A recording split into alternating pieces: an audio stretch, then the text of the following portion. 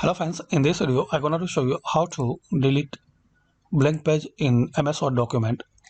So to delete blank page in MS Word document, firstly click on this paragraph mark.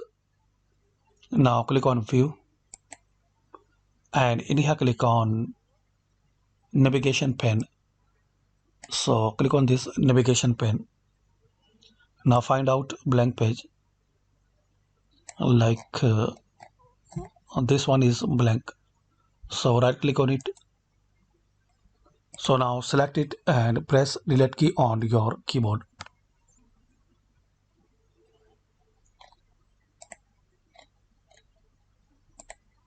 Select it and press delete key on your press delete key on your keyboard on this one.